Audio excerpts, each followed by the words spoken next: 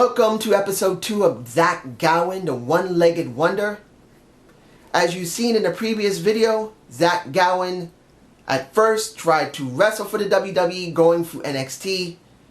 Vince and Steph hated him, so they kept throwing his ass away until it was Daniel Bryan himself that said, become a manager and then go back, which he did. Got an ironclad contract, but it never stated that he could not wrestle. So after about a year of being there, he started doing tag wrestling with his tag partner. I'm not going to say who it is because I haven't really considered who it should be. Because this is not about the other person. This is about Zach Gowan.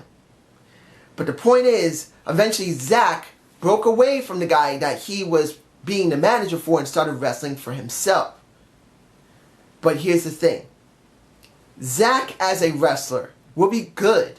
Not bad, but he'll be good. But the problem is, people will feel too much pity for him.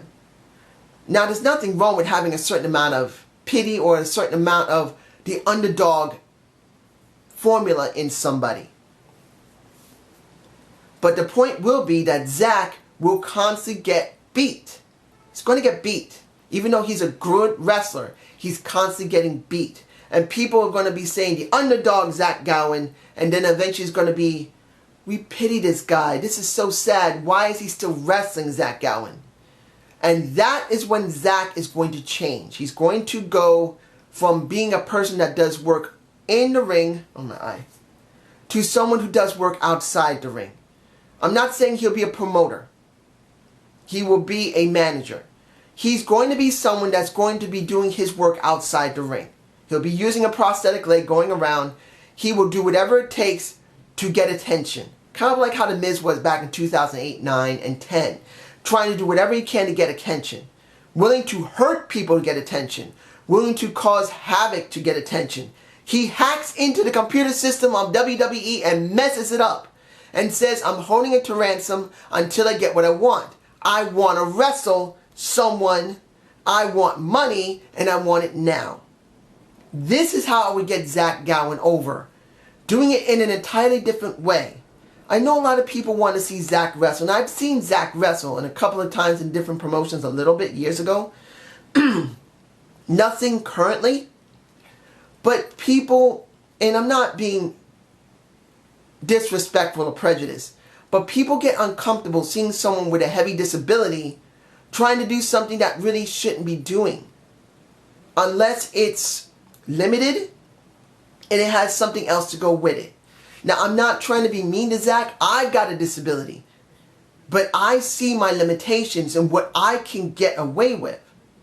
Now, one of the problems that WWE had at one point was they were promoting him so much in the ring where they should have promoted him outside the ring. Eventually, interest in him dropped.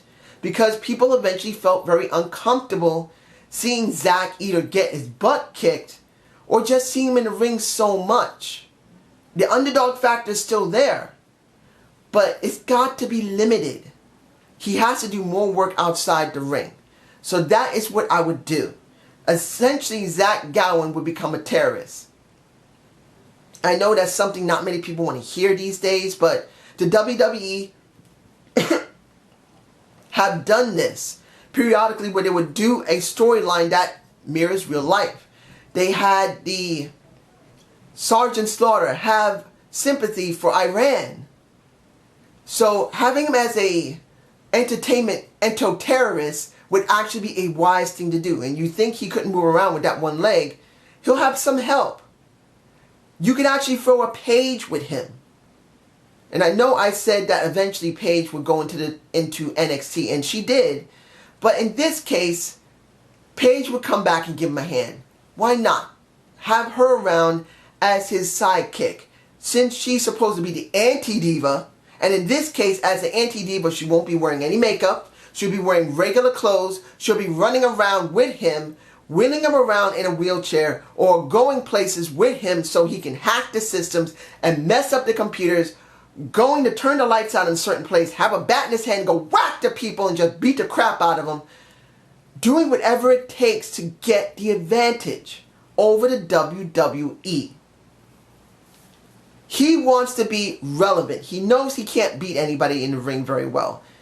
He's just not capable with just one leg and being a very small statured guy. He's as skinny as Rey Mysterio back in 2002. Rey wasn't a big bulky guy like he is now with a big fat belly.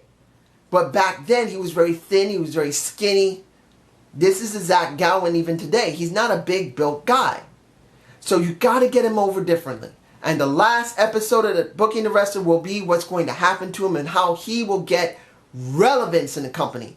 So I hope you enjoyed this Booking the Wrestler. Please give me a comment below and watch for the last episode. See ya. I can't yell. It makes my side hurt. That's the nature of the beast.